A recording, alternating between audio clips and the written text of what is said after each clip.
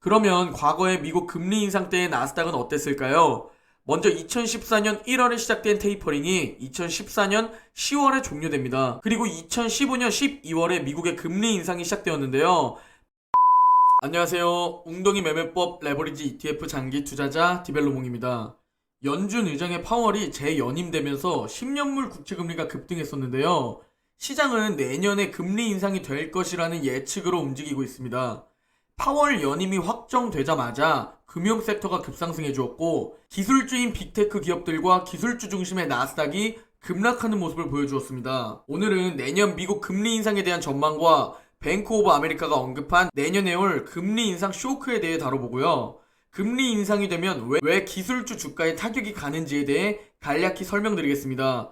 그리고 과거 금리 인상을 했을 때 나스닥의 주가는 어떻게 움직였는지 알아보고, 마지막으로 과거 금리 인상 때 QLD의 웅덩이 매매법 매수 타이밍에 대해 알아보려고 합니다. 먼저 제롬 파월 연준 의장의 연임 소식이 나오자마자 나스닥이 급락하는 모습을 보여주었는데요. 인플레이션 관리를 위한 조기 금리 인상에 대한 우려가 확산되고 있는 것으로 해석됩니다. 그 이후로는 조 바이든 대통령이 파월 의장의 유임을 발표하며 인플레이션 관리에 대한 의무를 거듭 강조했기 때문인데요. 이 때문에 파월 의장의 인플레이션을 잡기 위해 조기 금리 인상에 나서는 것이 아니냐는 관측이 시장에 확산되었습니다. 이와 관련해 뱅크 오브 아메리카는 내년에 금리 인상 쇼크가 올 것이라며 하락장에 대비하라고 경고했는데요. 뱅크 오브 아메리카는 2022년 주식시장은 어려움을 겪을 것이라고 전망했고, 높은 인플레이션으로 인해 금리가 인상될 것이며 연준은 이에 따른 피해를 감수하고서라도 긴축 정책을 고수할 것이라는 전망을 내놓았습니다. 또 테이퍼링이 막 시작되었고 기업 이익이 현재 급증하고 있지만 테이퍼링이 곧 기업의 주당 순이익, 즉 EPS에 압력을 가할 것이라고 말했습니다. 결국 약세장이 올 것이고 투자자들은 자산을 불리기보다는 자산을 지키는 데 중점을 두게 될 것이라고 전망했고요. 그러면서 올해가 인플레이션 쇼크의 해였다면 내년에는 금리 인상 쇼크가 올 것이라고 밝혔습니다. 결국 금리 인상 이슈로 변동성이 커지고 수익률이 줄어들 것이라는 얘기였죠. 우리가 여기서 재미있게 봐야 할 것은 이 인터뷰에서 추천한 종목 중 기술주 중심의 나스닥 지수에 하락 베팅하는 상품을 구매하라고 조언했다는 겁니다. 우리 개인 투자자는 꼭 하락에 베팅하지 않으셨으면 합니다. 마이클 버리를 보면 이해가 되실 겁니다.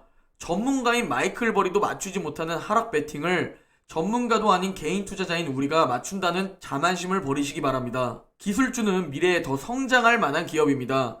미래에 더 큰 성장을 계획하고 있는 기술주들은 미래에 창출될 수익을 목표로 공장 증설 혹은 기술 개발 등에 큰 돈을 계속 투자하는데요. 기술주는 부채 등을 조달하여 투자합니다.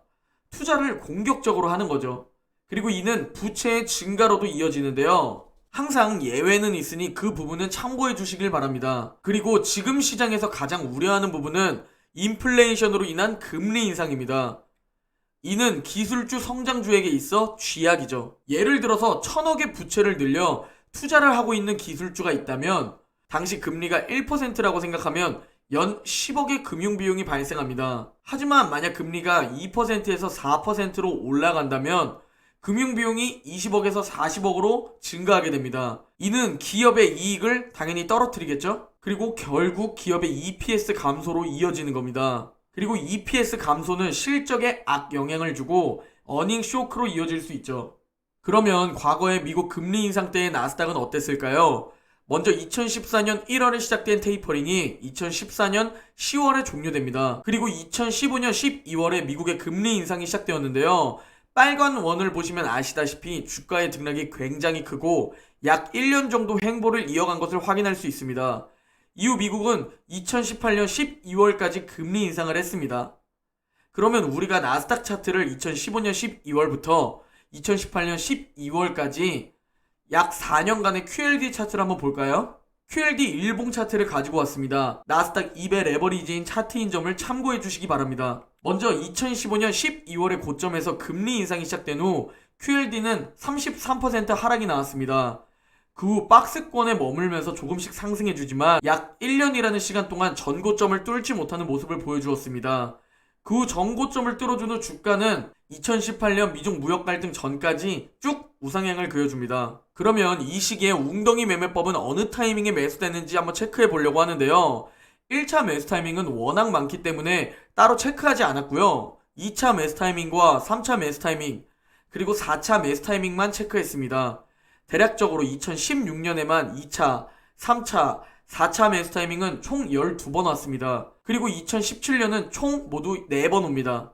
그 후 미중 무역 갈등을 보시면 또 매수 타이밍은 계속 온다는 것을 알 수 있습니다.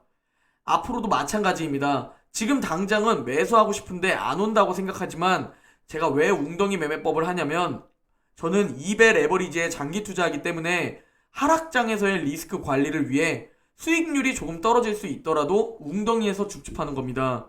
QLD, SSO에 장기 투자하면서 하락장이 왔을 때 멘탈이 무너지는 것을 방지하고 그 멘탈이 무너지는 시기에 매수하는 원칙을 세워두고 매수하면서 버티는 거죠. 미국 주식 우상향을 생각하면서 말이죠. 분명히 저런 1년간 하락하는 날도 분명히 옵니다. 그러면 분명 저에게 안 좋은 댓글 다시는 분들도 계실 겁니다. 멘탈적으로 힘든 시기니까요. 그래서 저는 무지성 적립이 아닌 웅덩이 매매법을 하고 있습니다. 하락장에서 버티기 위해서 말이죠. 나스닥 200 QLD의 15년 주가 흐름을 보시면 아시겠지만 지금의 화면 주가 흐름은 리먼 브라더스의 폭락도 포함되어 있고 테이퍼링으로 인한 하락, 금리 인상으로 인한 하락, 2018년 미중 무역 전쟁도 포함되어 있습니다. 그리고 1년 전 코로나 대폭락도 포함되어 있고요. 하지만 결국 우상향한다는 믿음을 가지고 미국 증시 그 자체에 투자하는 겁니다. 혹시나 내년 금리 인상 이슈로 크게 하락한다면 이 영상을 저 역시 다시 보려고 합니다. 멘탈을 잡기 위해서요. 저런 하락 시장을 대비해 오를 땐 즐기고 웅덩이에서 줍줍하는 오즐 웅줍 하시라는 말씀을 드리는 겁니다. 오늘 영상은 여기까지입니다. 제 영상이 도움이 되셨다면 구독과 좋아요, 댓글 한 번씩 꼭 부탁드립니다. 모두 행복한 주말 보내시길 바랍니다. 그럼 내일 영상에서 뵙겠습니다.